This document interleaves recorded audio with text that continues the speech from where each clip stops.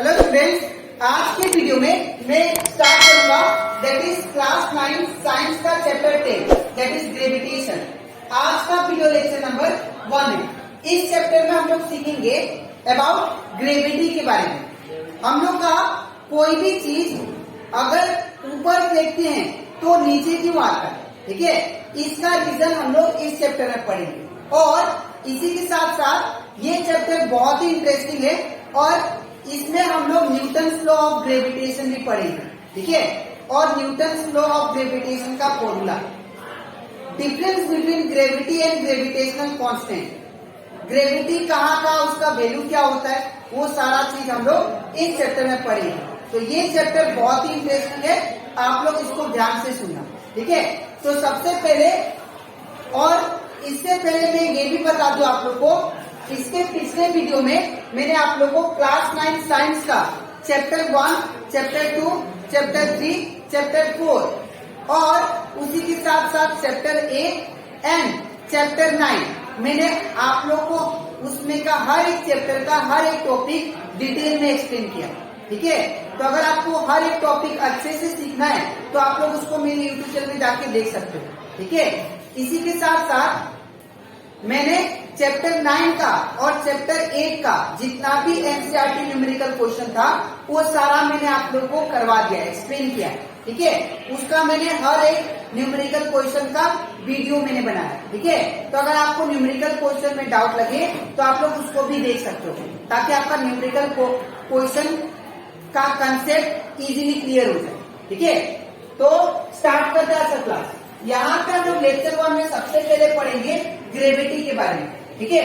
सबसे पहले बहुत सारे स्टूडेंट कंफ्यूज होते हैं, सर ग्रेविटी और ग्रेविटेशनल फोर्स क्या दोनों सेम है? तो इसका आंसर है नहीं, बिकॉज ग्रेविटी वो फोर्स है जो अर्थ क्या करता है, लगाता है। ग्रेविटी एक टाइप का फोर्स बोलेंगे जो हमारा अर्थ क्या करता है, दूसरा कोई भी ऑब्जेक्ट के ऊपर लगाता है, ठीक है। जैसे कि ये मार्कर को अगर मैं रिलीज करूं तो ये क्या होगा, ये नीचे की तरफ गया, तो इसका मतलब ये मार्कर नीचे क्यों गिरा, बिकॉज ऑफ हमारे अर्थ में एक क्या होता है, फोर्स लगता है जिसका नाम है ग्रेविटी। तो आप लोग न्यूटन का कहानी सुने होंगे कि न्यूटन एक एप्पल का गाछ के नीचे बैठा था और सडनली क्या हुआ, एप्पल नीचे गिर गया। तो न्यूटन सोचने लगा कि एप्पल नीचे ही क्यों गिरा, ऊपर क्यों नहीं गिरा, ठीक है। तो ये आप लोग जो पढ़े हुए छोटे क्लास में, ये रॉन्ग कॉन्सेप्ट है। एक्चुअल में जो न्यूटन थे, न्यूटन एक अपना रूम में काम कर रहे थे, ठीक है, एक एक्सपेरिमेंट कर रहे थे। सडनली क्या हुआ, उनको लेजीनेस फील हुआ और लेजीनेस फील होते हुए वो बाहर घूमने चले गए अपना बेल्कोनी में, और बेल्कोनी से देख रहे थे एक एप्पल का ट्री को, ठीक है। तो जब उन्होंने एप्पल का ट्री को देखा तो वहां पे बहुत सारे एप्पल थे।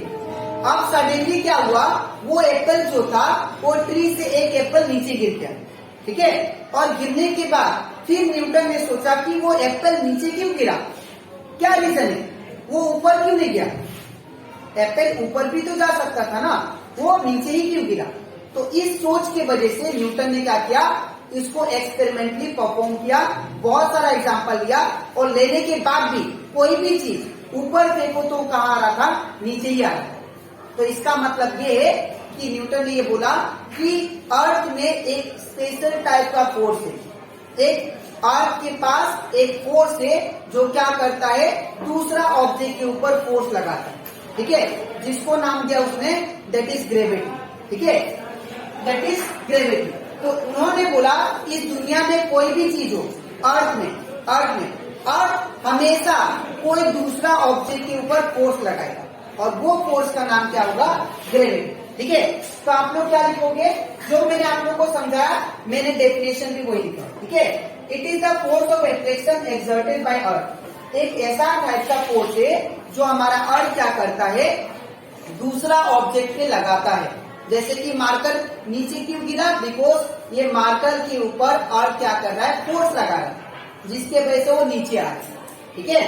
तो कोई भी ऑब्जेक्ट के ऊपर अर्थ क्या करता है, जो भी नियर बाय ऑब्जेक्ट होगा, हमारे चारों तरफ जो भी ऑब्जेक्ट होगा उसके ऊपर अर्थ क्या करता है, फोर्स लगाता है। तो जो अर्थ फोर्स लगाए दूसरा ऑब्जेक्ट के ऊपर उसको हम लोग बोलते हैं ग्रेविटी। अब यहाँ पे मैंने कुछ एग्जांपल भी लिखा है जो मैंने आप लोगों को समझाया। अगर हम लोग कोई स्टोन को ऊपर फेंकते हैं तो वो क्या होता है, नीचे आता है। ऐसा क्यों? Because of gravity. दूसरा रेनफॉल, रेनफॉल बारिश का पानी वो नीचे ही क्यों आता है? बिकॉज अर्थ क्या करता है, वो रेनड्रॉप के ऊपर फोर्स लगाता है ग्रेविटी के लिए। ठीक है, नेक्स्ट है moon revolves around the earth. Moon जो होता है चारों तरफ क्या करता है, अर्थ का चक्कर काटता है। ठीक है, ऐसा क्यों? बिकॉज अर्थ क्या करता है, मून के ऊपर फोर्स लगा के रखता है और वो फोर्स कौन सा है, ग्रेविटी। ठीक है, ये कुछ एग्जांपल थे। तो आई होप आपको एक ग्रेविटी वाला कंसेप्ट अच्छे से क्लियर हो जाता है। ठीक है, अब हम लोग समझते हैं कि ग्रेविटेशनल फोर्स क्या होता है। ग्रेविटेशनल फोर्स याद रखिएगा एक ऐसा फोर्स है जो हमेशा कोई भी दो ऑब्जेक्ट के बीच में लगता है। ठीक है, कोई भी दो ऑब्जेक्ट के बीच में लगे उस टाइप का फोर्स को हम लोग क्या बोलते हैं, ग्रेविटेशनल फोर्स। जैसे कि ये बोर्ड हो गया और ये स्टैंड हो गया, तो बोर्ड और स्टैंड के बीच में ये बोर्ड स्टैंड के साथ क्यों चिपका हुआ है? बिकॉज बोर्ड जितना फोर्स लगा रहा है स्टैंड भी उतना ही फोर्स लगा है, जिसके वजह से ये दोनों क्या हुए, चिपके हुए। ठीक है, इवन ये क्या है, ये कैप और ये जो मार्कर का बाकी पार्ट है ये दोनों क्यों चिपके हुए? बिकॉज इन दोनों में क्या लग रहा है, फोर्स लग रहा है। तो अगर कोई भी दो ऑब्जेक्ट के बीच में फोर्स लगता है उसको हम लोग क्या बोलते हैं, ग्रेविटेशनल फोर्स। तो every object in the universe, इस ब्रह्मांड में, इस यूनिवर्स में जितना भी ऑब्जेक्ट है, इस पूरा यूनिवर्स में जितना भी ऑब्जेक्ट है सारा एक दूसरे के ऊपर क्या लगाते हैं, फोर्स लगाते हैं, और वो फोर्स का नाम क्या है, ग्रेविटेशनल फोर्स। ठीक है, तो यहाँ पे एग्जांपल मैंने दिया है, अर्थ रिवॉल्व अराउंड द सन। सन के चारों तरफ, सन तो क्या होता है, अपना रेस्ट पोजीशन में होता है, सन कभी मूव नहीं होता है। ठीक है, तो सन के चारों तरफ अर्थ मूव होता है। ऐसा क्यों? बिकॉज सन जितना फोर्स लगाता है अर्थ भी उतना फोर्स लगा के उसको रखता है, इसीलिए क्या होता है, वो घूमते रहता है। ठीक है, सन के चारों तरफ। ठीक है, तो यहां से कंक्लूजन ये मिलता है हमें कि ग्रेविटी और ग्रेविटेशनल फोर्स